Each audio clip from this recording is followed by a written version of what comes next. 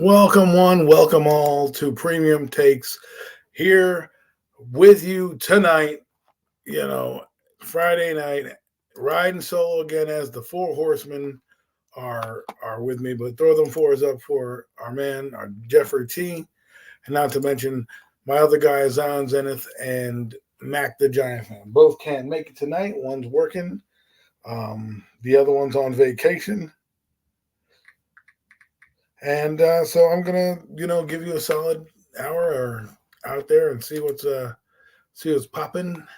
Hey Daniel, how's it going, man? I think No Mets isn't notified, so send him the link. I'm sure he'd be happy to tune in. But again, I'm riding solo today just because the guys are having some scheduling conflicts. Well, Max having fun in Puerto Rico. I mean, come on, I wouldn't want to stop what I'm doing in Puerto Rico to come do premium takes, but you know things happen. The show must go on, as they say, and so I'm here with you.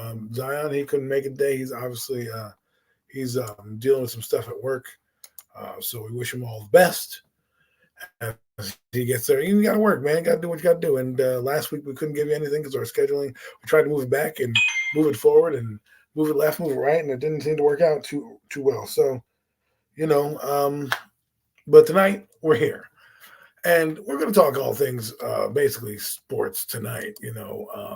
Mostly probably with certain team specific stuff. Some NFL news. There's a massive trade happening, so we'll definitely want to talk about that. The Atlanta Falcons are probably.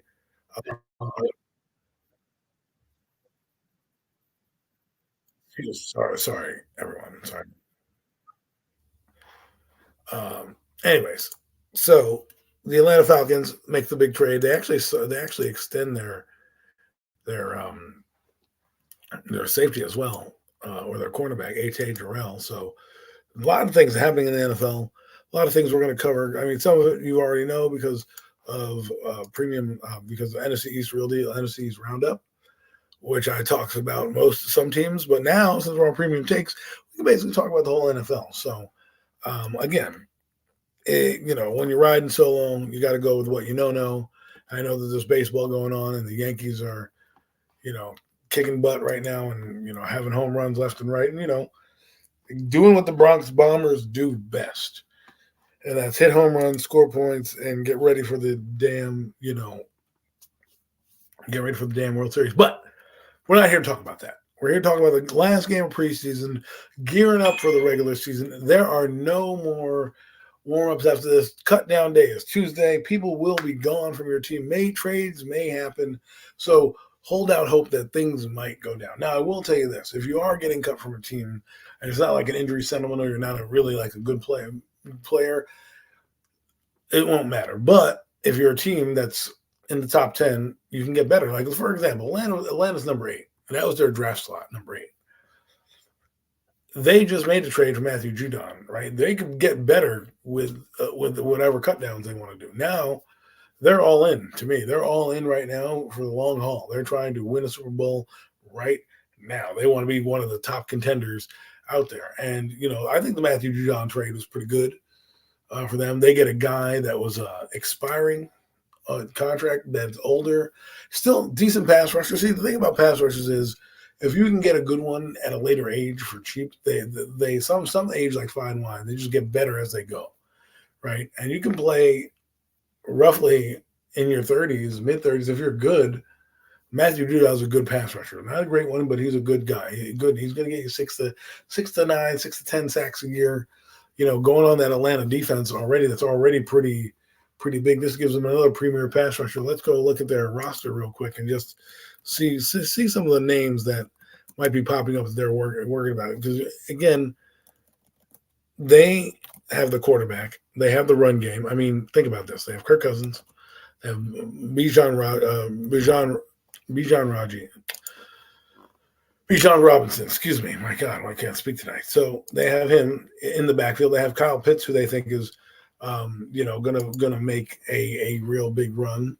I'm interested to see what they're gonna do with Tyler Henneke because they know I think they're gonna put Paddock on the practice squad, so that leaves Tyler Henneke, a team who knows that may need a quarterback, backup quarterback.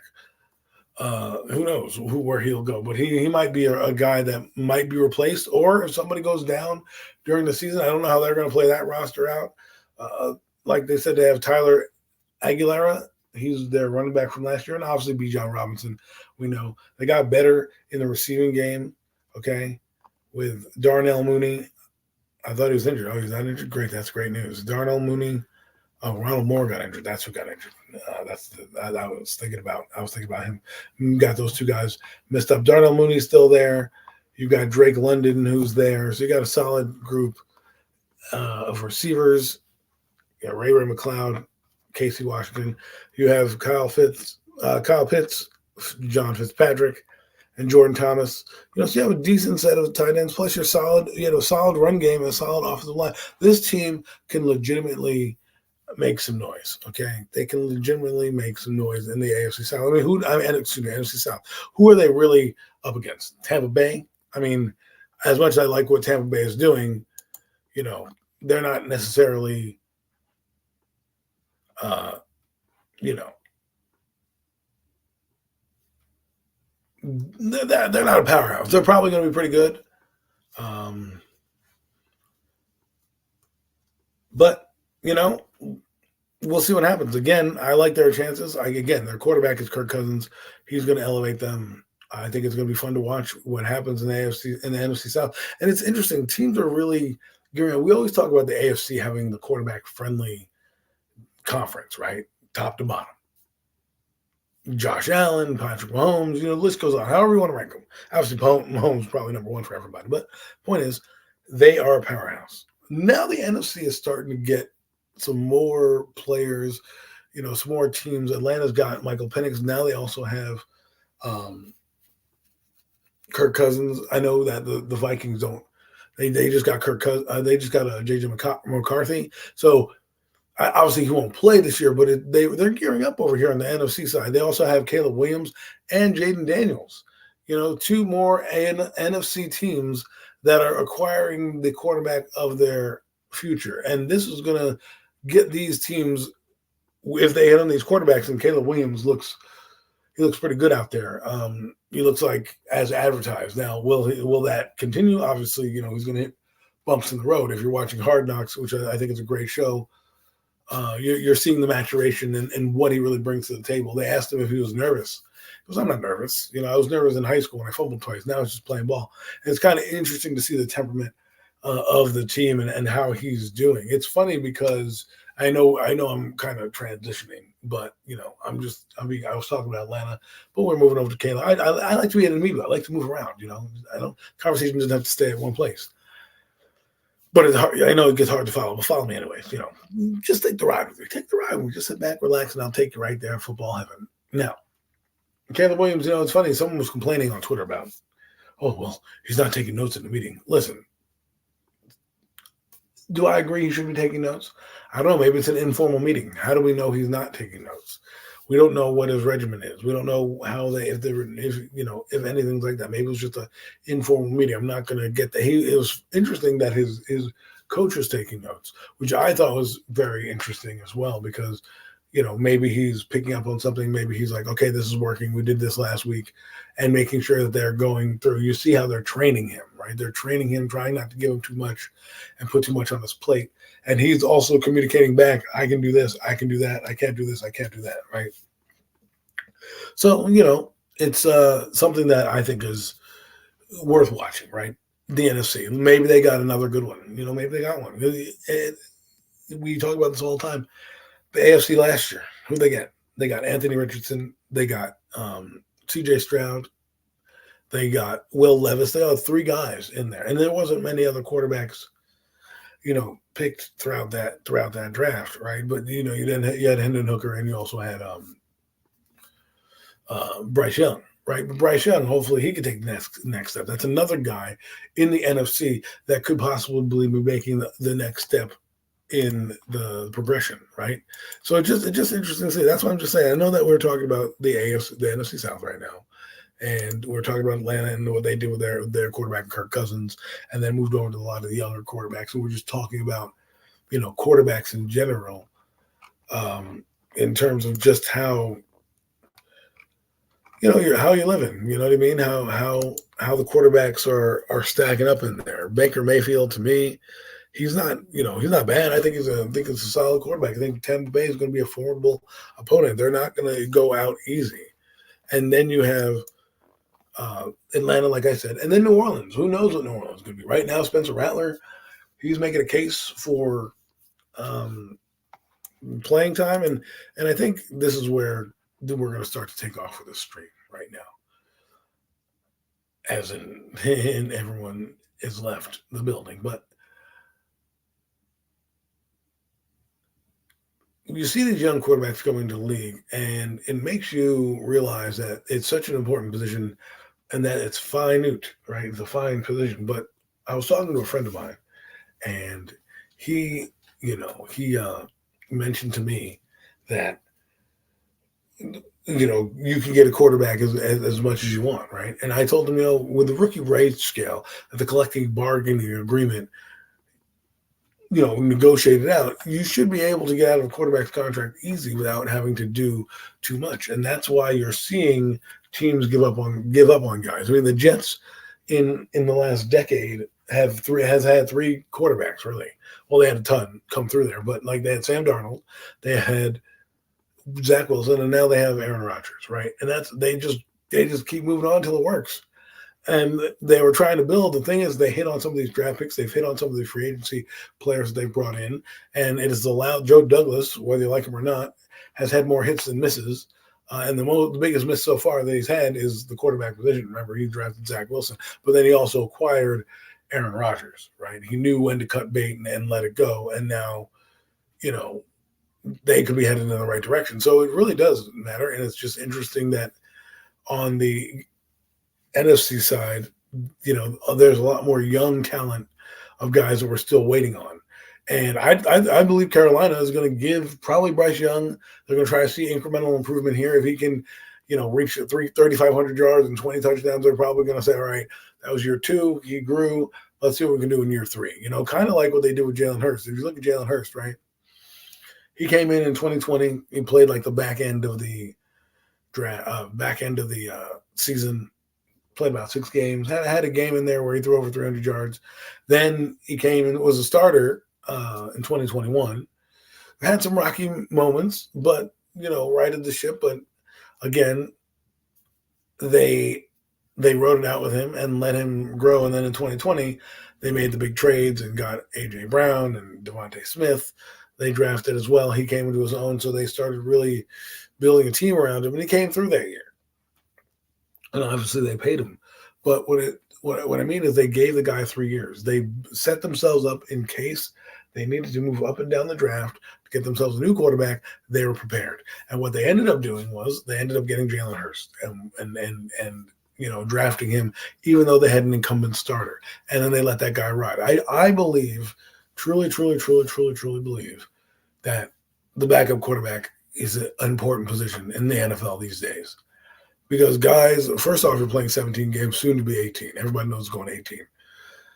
And when you're going to 18 games, you're going to have more injuries, probably, and more opportunities to play because, maybe you'll have things locked up more.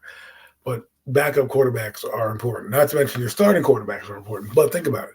If you are a team like what the Packers did, for example, they had Aaron Rodgers. They could have said, fuck it. We're riding, like a lot of teams do, say, fuck it, we're going to ride with the veteran. We don't care. We're riding with the veteran. Screw you, screw this, screw that. We're riding with the veteran. And, that's it. And they draft like a 5th-round quarterback on a guy who you've never heard of, who has no moxie, who, just trying to fill out a roster spot. But then what did they do? They drafted a quarterback in the first round, knowing that Aaron Rodgers may not be there. And then guess what? He wasn't there. And guess what? Again, they used him as trade bait to acquire more assets and get more team because they already had a guy they were grooming, or, I shouldn't say grooming, developing into a starter. And it's not the model you'll have to follow. I mean, Kansas City did something similar as well. And I just think that sometimes you need to get a backup quarterback in or a solid second quarterback that could possibly be a starter, even if you have a quarterback problem. And this leads us to You know, well, before I get into that, I want to talk about another trade that some people are getting a little upset with since we're on the subject of quarterbacks and trades. Before I dive into my team and talking specifically about what they're doing, um, let me talk about the trade with the Eagles and the Commanders. Listen, folks, that was a good trade. Solid trade for the Eagles. Solid trade for them. They get their third receiver, because John Ross, and let's be honest, John Ross and Paris Campbell aren't cutting it. Paris Campbell may be their kick returner, right? He may be their special teams ace, but he's not going to be as dynamic. You got 3 first-round receivers. That's right, 3 first-round wideouts on the field for the Eagles. I mean, that's insane. And they only had to give him a third-round pick to get him. And some people say it's a dumb trade. Oh, it's dumb. You're trading with the rival. Who cares? Who cares? Who honestly cares? Right? I mean, the Commanders. First off, if you're the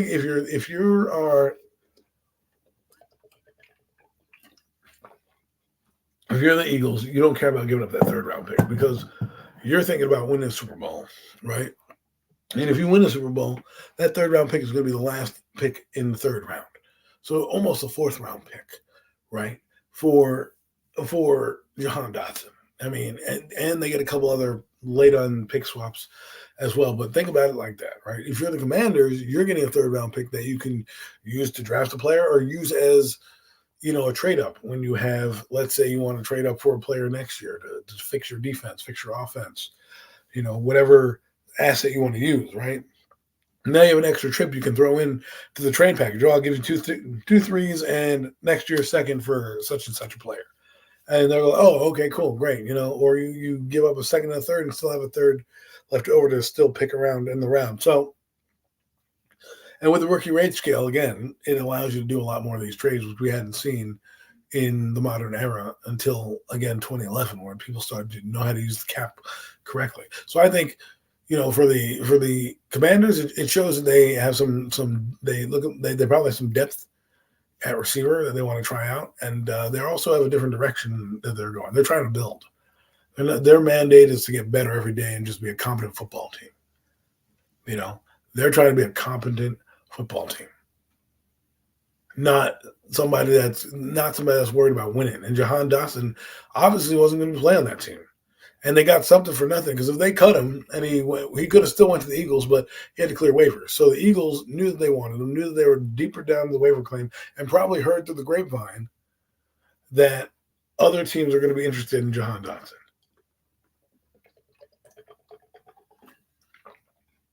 If you're a adequate GM or a competent GM like Howard Roseman is, and you hear who's going where and who's doing what.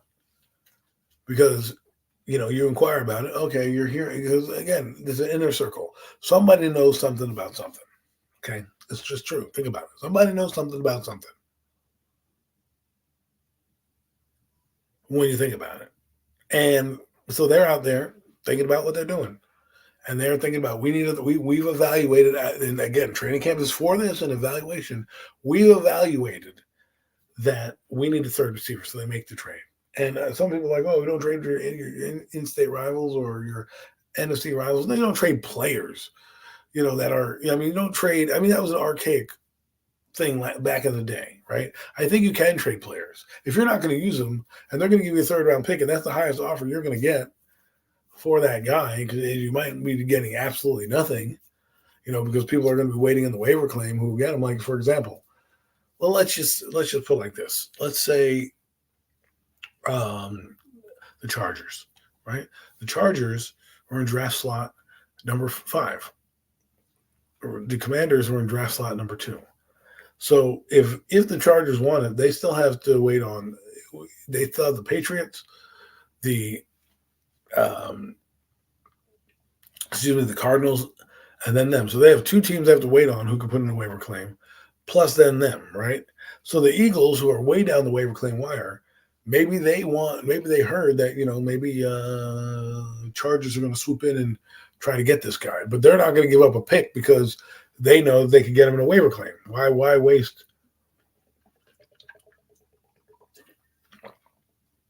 Why waste a resource when you can, you know, you can do it. So they may have thought it like that. If they cut him, we're going to cut him. If not, we're just going to stay pat.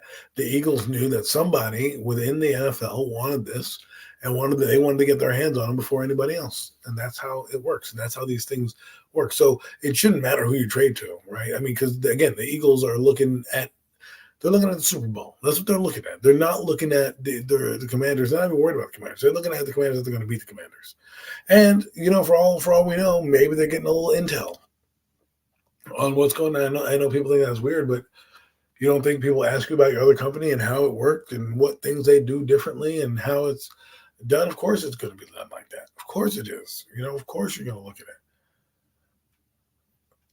it. Of course, right? So but it's just interesting to see what these teams are doing and how they're gearing up for this long season.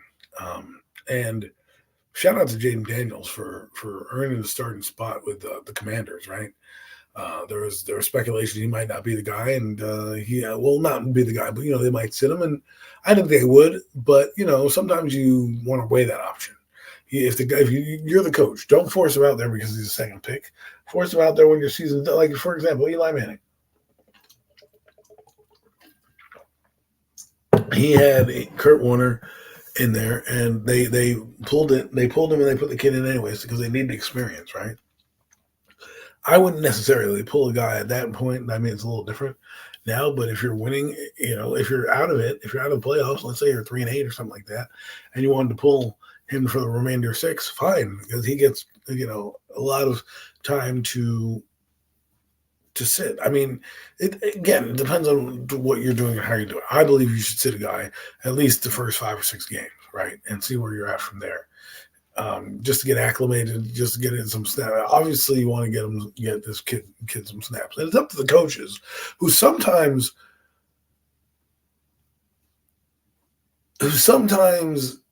make it more difficult for young quarterbacks, because once you find out the quarterback can play, then you need to build around what that quarterback does well. Right. And there are a lot of quarterbacks, I believe, that could come to other teams and play. And I think there's a lot of system guys who, just fit a system. You draft them and they're just good for that one team. But it's the same thing with like defense, right? If you have a great defensive player, he can play in any kind of defense.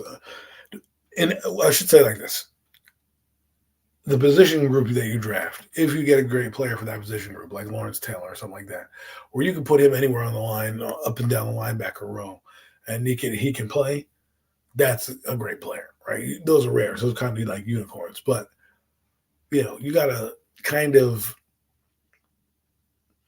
let these people develop. And there's no the NFL's tough, man, because you don't have the time to develop these guys the way you want to, right? Because they condense the program. Remember, they used to come in March, like March 5th, and they used to be there, and they used to get their playbook and get the weight room and do everything. And the players like, oh, that's too much work, even though it was voluntary. I mean, let's be real, even though it's voluntary. But think about it. They should adopt that back, because if you're not going to have the physical practices that you want, you should be in meetings and doing installs, and you should be on the field by like early April, not late April, but like early April, late March, installing your stuff, right? And kind of just having your meetings and going through. And you can take breaks. You can have a 2-week hiatus between where you're just doing film work or meetings or whatever the case may be, or light days. Like, you can do that, but they used to have that in March. Now they wait till they have the OTA, the voluntary program, in April. They also don't have the training camps long anymore, right? That's another reason why these teams come out flat and everything like that. So it is crucial to get guys in, but it's also crucial not to mess with their psyche, because if they're not ready, then what happens is you get a Sam Darnold, you get a Zach Wilson, you could even get a, dare I say, a Daniel Jones, where, well, although he did all right in his rookie years, where they kind of, they kind of sink or swim. But sometimes as a coach, you got to rein it in and say, how am I helping this player? And I think a lot of coaches, sometimes get spiteful.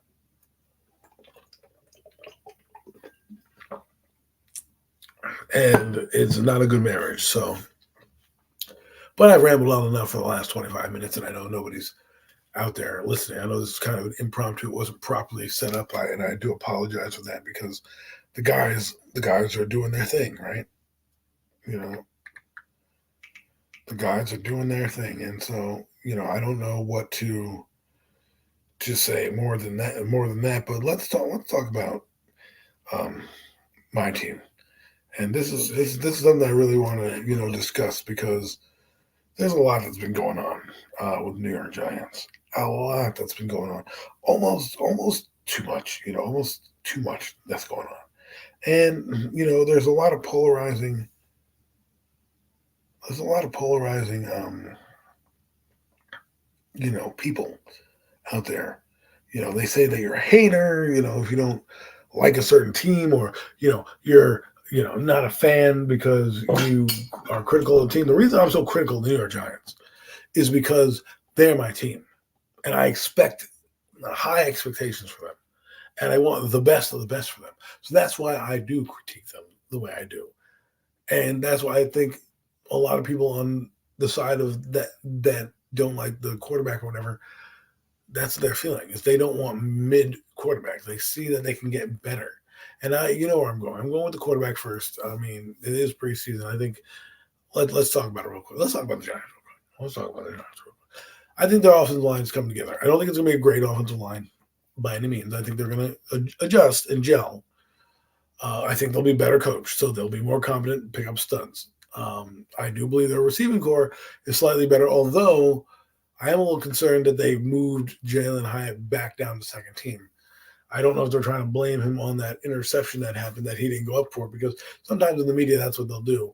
They'll hear that you didn't go up for it, and the coach will get you in the doghouse because he's trying to look good, and boom. Next thing you know, you're back on the second team. So let's hope that he can elevate, because right now it's definitely Darius Slayton. You can see him; he's already shaking his booty for Daniel Jones.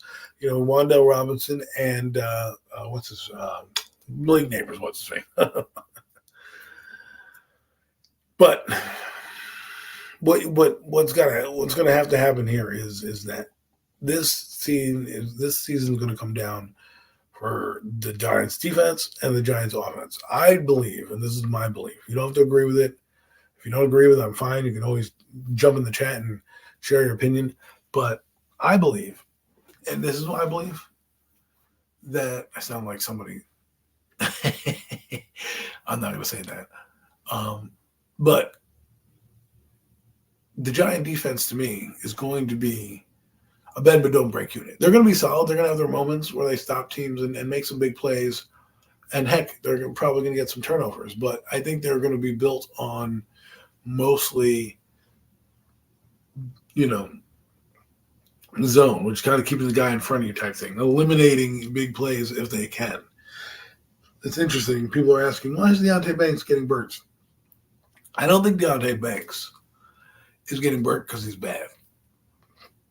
I think he's getting beat because he's not in the right defense. Sometimes a system is more beneficial to a guy than not, right? Like, you look at James Bradbury of the Eagles. He can't play corner anymore. He's a liability, but they're moving him to safety, which he has a better shot of making because the skill sets, are now favoring that of a safety, right? So I think that when you're looking at the Giants in the back end, they don't have, they don't have a lot of great skill set players out there. And I think Deonte Banks, he fits what Wink was doing, right? Wink Martindale wanted to press corner, big guy, physical corner that can come in and smack you around. I mean, that's what he wanted. In this defense, you don't necessarily need. I mean, you want aggressive corners because they do a lot of slot blitzing, which is similar to what Patrick Graham did. He did a lot of slot blitzing, which is what Andrew Phillips was brought in here for, right? But what you're doing is you're taking away the true essence of what makes Deonte Banks good, and that's that bump and run, that physicality. Again, it could be preseason, and they could be working on things, but Why would you want to put bad? I don't understand. Like when somebody says it's only preseason, but why would it's vanilla? Why do you want to put bad tape out there? Why?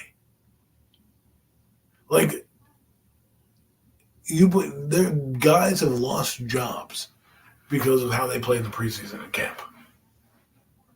Lost jobs. And I'm supposed to believe that they're setting themselves up like that? No. I just think this defense doesn't fit his skill set. And that's okay. He'll adjust. But I think, if you don't see him have the impact that you think it is, think about that. Just add that in the back of your mind. It may not be the answer, but it could be a contributing factor to what might be going on. See, what my suggestions are, that's merely what they are, suggestions. I'm not going to tell you how to fit in, what to do, how to live your life. I'm not going to do it. No, I don't care.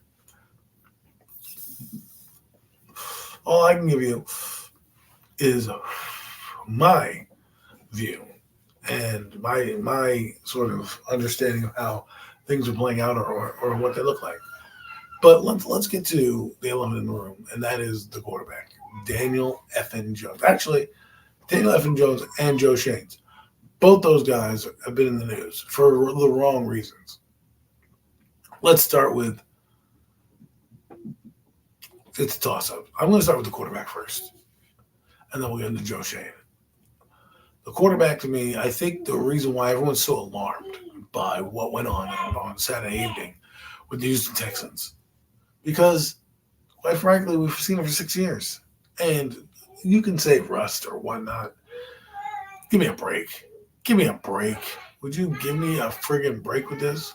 It's not like the guy didn't ride a bike for 5 years, came out of a coma, and you're like, oh, here's you haven't been in a coma for 5 years. Here's a football. Like, yeah, that means you're a little rusty. You coming out and you played with these receivers since April. You've been in training camp for over 2 months. You've taken every starting snap. All I'm hearing is how good you're doing against the Lions and this team and that team and all this and how well you look in camp. And that's the output you get on Saturday. Boneheaded mistakes and then the mechanical flaws. I suggest you all go watch the QB School with JT O'Sullivan. He doesn't necessarily poo-poo Daniel Jones saying that he's a bad quarterback. He actually kind of likes him. And some of the things he brings. He just says the things that are holding Daniel back really are his mental nature, which is when you hesitate to throw the ball when a guy's open, which he's done all his career. And I think that's what people are mad about is they see the same things every year. He'll play well against lesser competition when the math test is not as hard. It becomes easier for him. But when the math test's hard, it's not. He's a backup quarterback in this league. That's what he is. He's a backup quarterback. If you look at it, the guy that he's playing in 2 weeks, Sam Darnold, has the same numbers, basically identical numbers to Daniel Jones in terms of stats. Daniel Jones has like 12,500 yards. Sam Darnold has like 12,000. Daniel's got 62 touchdowns. This guy's got like 58. It's eerie. And then, if we think Sam Darnold's bad, you should put that same thought process in on Daniel. Because they're very similar quarterbacks and what they've done in their careers. And the non-slide, come on, man, it's preseason game. These are the things that he hasn't done. Now, if he comes out against Minnesota and fixes some of these things, then yes, they'll be good. I don't know if he will. There's one that's been mechanical where he opens up his foot. He takes a step to the left when he's trying to throw to his left because his body is not in the right place. And those are the type of things that are going to cost you in the long run.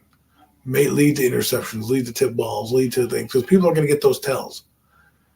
They're going to start to look. They're going to start to read. They're going to be like, okay, we know this guy's back. We can tell what he's doing.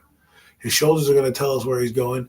And now we have a jump on his route. Because if his shoulders are looking left, he's most likely going to the left, and he's going to step left. So that means if you can, do your little tricks of the trade and stop your guy and pull your guy and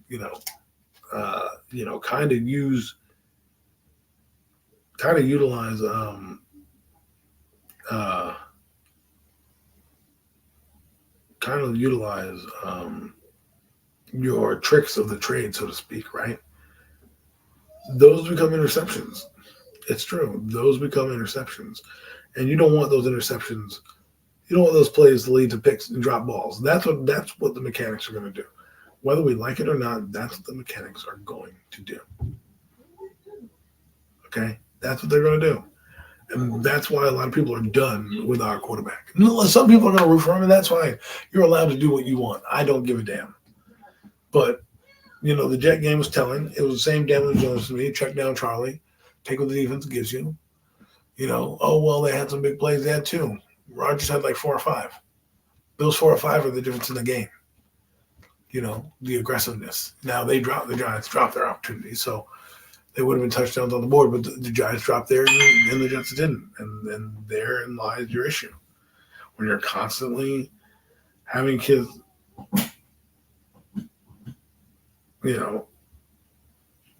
it shows you, it goes to show you what you're doing, right?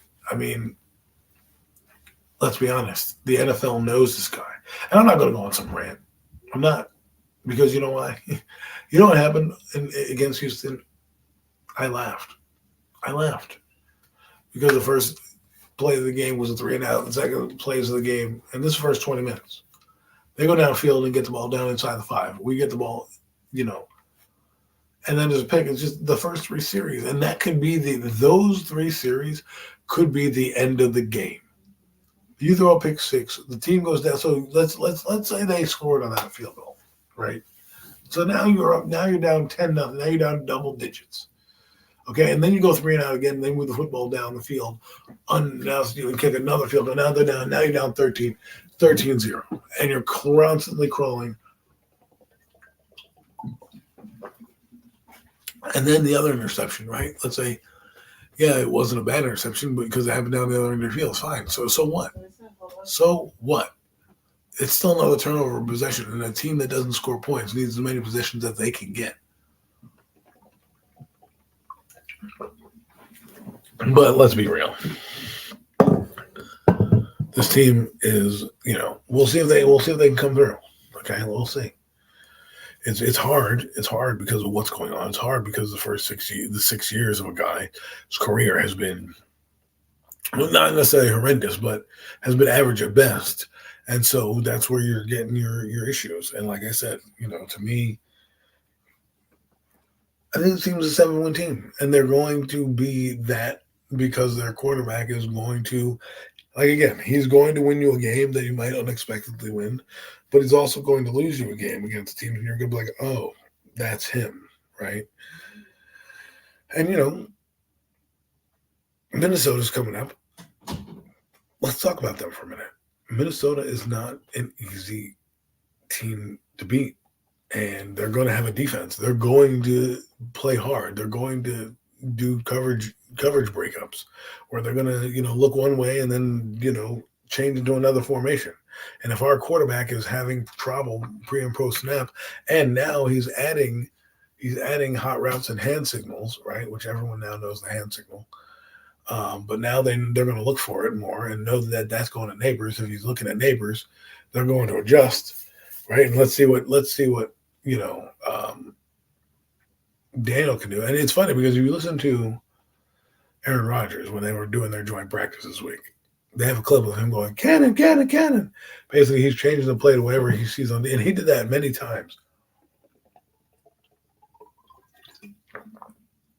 Now, I don't know if that's because the Giants gave him the same look over and over again or what it was, but Aaron Rodgers saw something that he changed the play. Now the Giants tried to do the same thing in the game, adjust when they saw man, but there's going to be things where now that they know you're adjusting, they're going to now switch it, right? So now you've adjusted to man or whatever you think it is because of man motion, and they're going to fucking fool you, and they're going to change it up. That's what's going to happen, with this team and how things are going to go. I'm just letting you know that's what this team has done. They already have players here from last year. They have the middle linebacker from last year. Again, let's get into the Vikings a little bit, but before we do that, let me backtrack. Daniel Jones still stinks. The Giants have a quarterback problem. I said that they needed a backup quarterback. They do need a backup quarterback. They need a backup quarterback ASAP.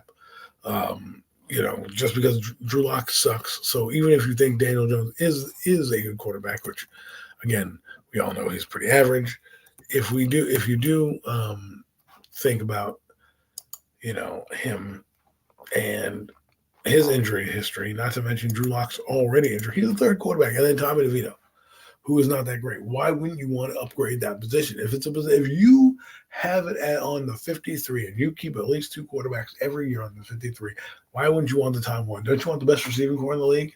Don't you want the best line play in the league? Like, don't you want guys that can come in and be starters anywhere else? Like, that's what you dream of. And then it gives you flexibility. Like, look what the Titans did. Again, they drafted Will Levis. He came in, played pretty decent. They're like, you know what, Ryan Tannehill, kick you to the curb. You're washed. You're done. But people think about it, right? And you can trade assets. If you got a guy, look what the Chiefs did. They traded Alex Smith when they needed to. So and then here's the other argument that gets on my damn nerves.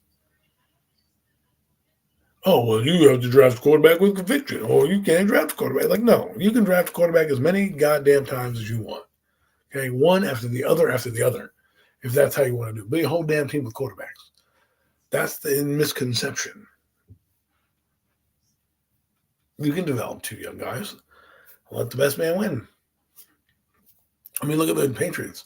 They got Drake May and Joe Milton. Why would they draft two quarterbacks? Well, guess what? Now Joe Milton comes in and he starts to build his reputation as a solid backup and a studious player, and then maybe he gets traded in a trade, and then maybe he gets to be a solid backup in a Gardner Minshew. If I'm a sixth or seventh round pick, I'm looking at Gardner Minshew right now. I'm like, man, I'm going to try to be him. I'm going to try to be him. I'm going to wait my time. I'm going to build up my thing. I know I can fucking play in this league, so I'm going to be him. And that's what they're going to do.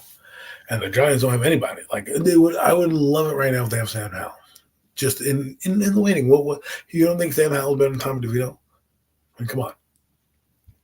You don't think he's better than Drew Lock? I mean, he's already shown you he's kind of better than Drew Lock. The reason they don't do it is because they coddle number 8. And that's the mark of a mentally weak person. And this team is a mentally weak team. And it starts from the top down. When you have a GM, and now we'll get into Joe Schoen. Because Daniel Jones, we know he stinks. You're not going to prove anything this season outside of he's going to be like Gardner Minshew. He's going to be like Gardner Minshew, probably, I would say 15 to 19, maybe 20 touchdowns, 10 interceptions, 3,400 yards, and, nothing crazy about that, right? That's just how it's going to be. I think that's who he is. You can't force somebody to be something they're not. You just can't. It's just not going to happen. You either have the talent or you don't, right? He doesn't have the talent. It's not like if he does everything perfectly, now the talent is there. There is not that. He is talented enough to play in the league, but he's just not talented enough to be a starter. I'm just being honest here. That hurts your feelings. So damn what? I'm not here to make friends. I'm just here to have fun, right? So, and I'm telling you like I see it. Here's what I tell Daniel Jones fans. The ones that believe in him. Prove to me why. Don't give me excuses. Don't say the O-line, this, that. Tell me what you've seen out of him that I can't go and double check. Because we know they can't process. We know he does things. He's just inconsistent with it. Like, there's nothing that you can tell me that Daniel Jones does that you're wowed by. But it's okay to be average. It just is. And I think some of the Giant fan base has really lost the realm of separating reality and loyalty. Like, yeah, just because you watch a team doesn't mean you're not loyal. And just because you don't like certain players doesn't mean you're not loyal. If you're buying their jerseys and you're spending money on watching the games and doing whatever you have, that's loyalty. That's dedication. And then you as a consumer, you can like something or not like something, right? Like, think about it. If you don't like a store because they sell a certain product, or you don't want to, eat at a certain restaurant, or you have certain beliefs in certain things, you don't have to do or believe in them. It happens with baseball as well, basketball, right? People love Jordan. They may not like Bill Wennington, or Tony Kukoc, but they're part of the team. You don't have to like Kukoc and what he does. You can like Jordan and you can like the Bulls. You don't like Kukoc, right? So when people tell you have to follow the guy because he's your quarterback, first off, he's not a leader, and he's not a guy that I would go to battle with. To be honest with you, you're like, yo, man, he's on the front lines with you. He's a solid dude, tough guy. He's a guy. He's a guy. I'm not saying I want him in a foxhole, but he's a reliable guy. Actually, not that reliable. He's not that reliable.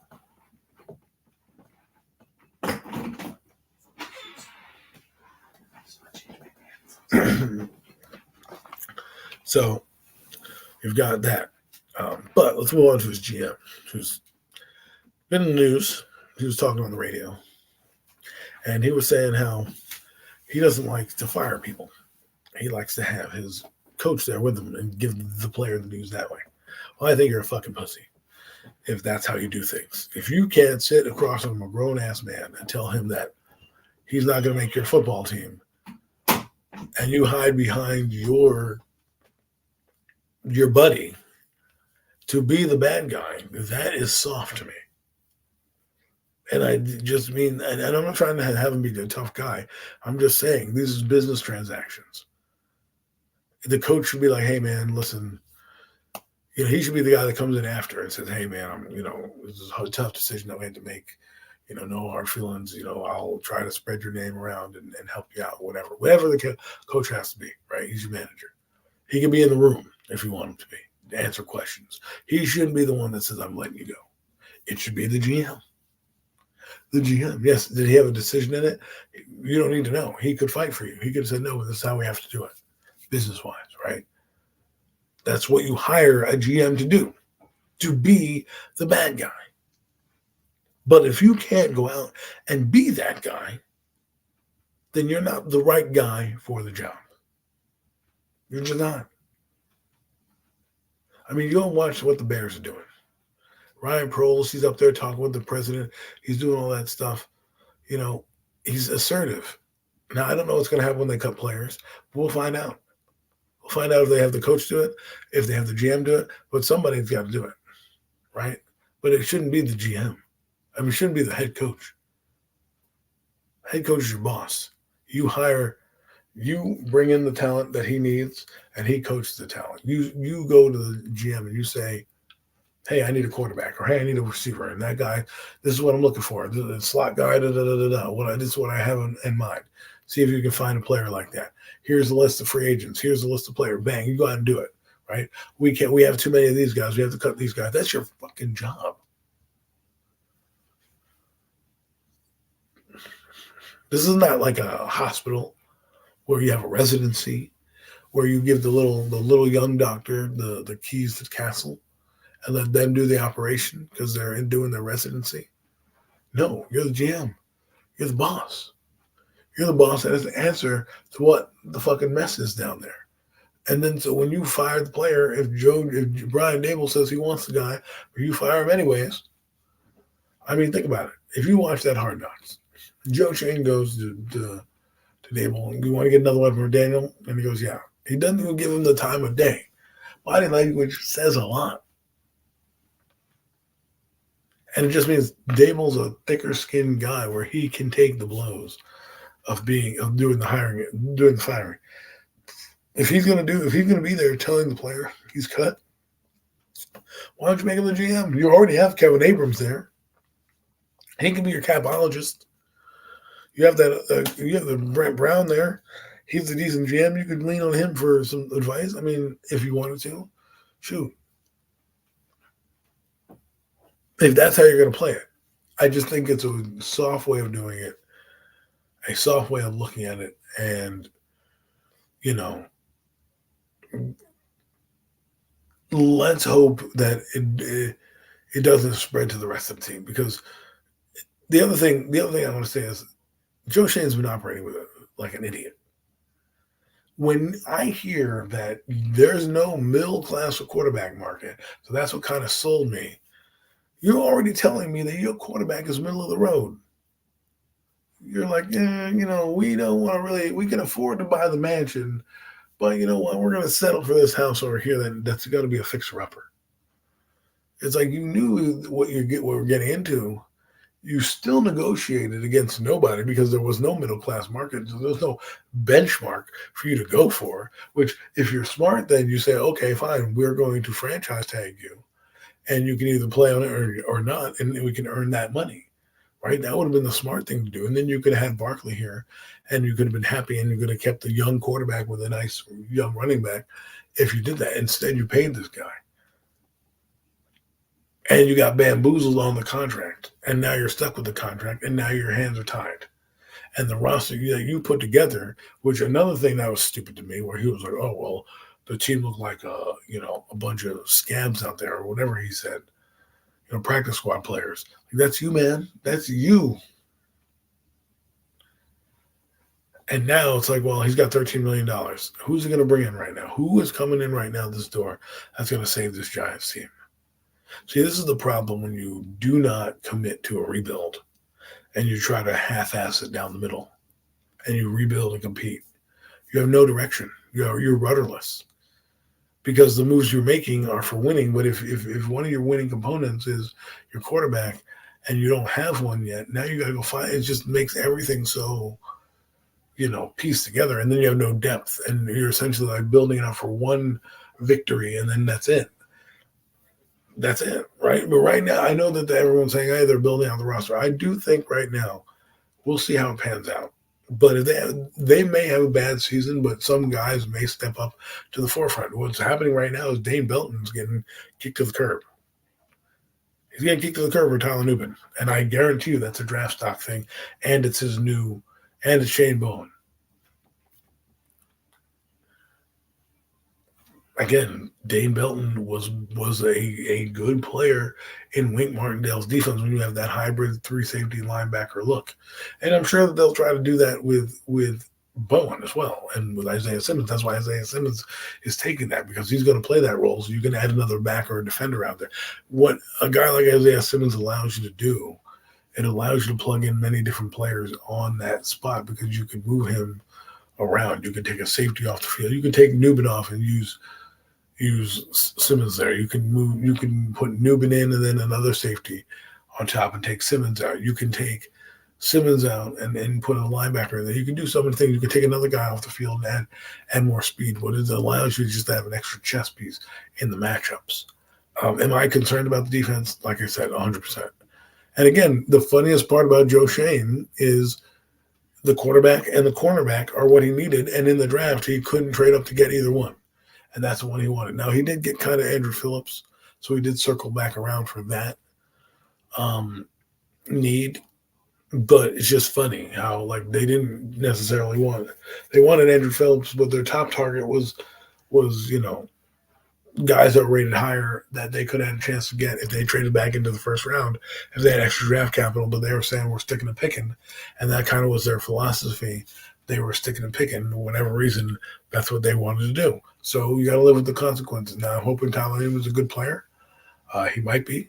But it just is dumb that you had a safety that you could have kept and used that second round pick on something else, right? And again, like I hate to harp on this, but when you look at a guy like Spencer Rattler and you have a quarterback there and you look at a guy like Tommy DeVito, you could use that second round pick for that. Or you could use the second round pick on something else, and then you could use, like, for example, a tight end, right? And then now you have fourth round pick at tight end is now available to be used for the quarterback now that you can get, like a Michael Press. You can do that type of thing where, because now we have a safety, I don't need to draft a safety, which means now every position's on the table. But you had a needed safety. This guy was ranking your second round grades, and I guarantee you, if it was for example, if a cornerback that they liked was up there and a safety that they liked was up there, and they're both rated the same, ranked the same, and they were both at the top of their class, let's say, they're probably going to go with Tyler Nubin because they needed the safety. They could, and they would say they would double back on a corner, which they did, right? They did double back on a corner. In the third round, they went back-to-back defensive backs, right? Same thing So those guys now need to show up because remember, you let Julian Love walk, a fourth round pick here. Not your fourth round pick, but another fourth round pick who's doing well over in Seattle.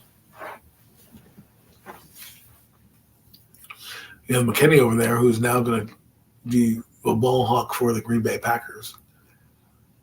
Okay. And so now you have to fill in those positions. And you still have Darnay Holmes on the roster who hasn't done anything. You have Cordell Flott who's basically done MIA. And that's, see, again, they just, how come it's okay for them to throw picks at cornerback, right? They drafted Cordell Flott in the third round. They drafted Andrew Phillips in the third round, right? Back-to-back years in the NFL. Okay, back-to-back corners in the NFL in the year, right? And they drafted another corner as well in Deonte Banks. Like, they have 3 corners. They need to not bring anybody in. You need to play these cats. Know if they're good so that next year you can move on. And again, all the resources that they allocate to this position. And you need more than 2 quarterbacks. It's one slot. You could assign somebody in free agency in one of these spots, a young player that could be here for 4 years or 5 years, right? To pair opposite side of, like Deonte Banks. Like, for example, look at the Eagles did. They had Darius Slay, they got James Bradbury. And then when Bradbury was getting older, they drafted Keon Mitchell and Cooper DeJean. So now they're stockpiled again back with guys. And they have Kelly Ringo and Avonte Maddox as well. And not to mention C.J. Gardner-Johnson. So they have a whole plethora of guys out there that they've invested in that if they need to can make a trade because they have such an abundance of it. We don't have that. We didn't sign those guys, right? But at the end of the day, now we're adding to it. And again, all I'm saying is why not invest stock into it? Look what the Eagles did. They took another first-round pick as a backup quarterback in Kenny Pickett. They did. They're stockpiling the quarterback position. They have 2 guys that can play in the NFL, right? This is what I'm talking about. But when you do, and you've seen the drafts that we've done. This has been 3 drafts. There's been a quarterback in 3 drafts. The Giants have drafted corners forever. There's been Sam Beal. There's been Darnay Holmes. There's been Aaron Robinson. They haven't all panned out, but Jesus, here we are again, and we just keep adding. But we don't add to the one spot that needs to be added the most. And this is where Joe Schoen is falling short. Because look at this. The other position he hasn't drafted either is edge rusher. Edge rusher. He's drafted 1 edge rusher since he's been here. One edge rusher since he's been here. I'm not saying continue, but you have Kayvon Thibodeau. And then you got Brian Burns. You didn't even draft Brian Burns. Okay? And then you don't have anybody in the pipeline, again, because you're drafting for need as opposed to BPA. And look at the D-tackle situation. You're taking an undrafted rookie free agent and putting him in there as probably a starter because the starter you got is cheap and you have nobody else in the pipeline because the other 2 guys fit a different system or they are what they are, 5th-round picks. And they're only going to be as good as they're going to be, right? So there's just been a lot going on in this team and a lot going on. And I'm looking forward to the season. But the last thing I'll say is I'm not overlooking any opponent as a New York Giant fan because we haven't earned that right in my eyes. If you want to do that, that's you. I'm not going to tell you how to fan. But for me, when I watch the games, I'm humble. And I understand that where we're going to go with our current quarterback situation. And I'm looking at Joe Schoen, and I'm hoping that he turns it around and he becomes the guy that we hope he is. Because Brian Daboll, it would be sad to see a guy go with credentials like Brian Daboll, right? Who, by the way, Brian Daboll's not – he's a good coach, but let's be honest, he's not – we don't know what he is yet. But anyways, ladies and gentlemen, I'm here. This is me. I am going to leave you. Premium Takes has been a good show tonight. I know I've been rambling on. It was a bit all helter-skelter. We didn't get to wrestling, which is, going on. And, there's a wrestling documentary I liked watching called The Dark Side of the Ring, which is pretty interesting. Getting some of these crazy stories that you don't realize that are big stories unless you're a wrestling fan, and it's just been interesting. So hopefully we can do that. The guys will be back with me next week, but as we always do, Mac, Zion, we miss you, but we also miss our angel above, Jeffrey T. Throw them fours up, baby. Throw them fours up, baby. This is Adam Casas. This is Premium Takes. I'm out. Have a good one.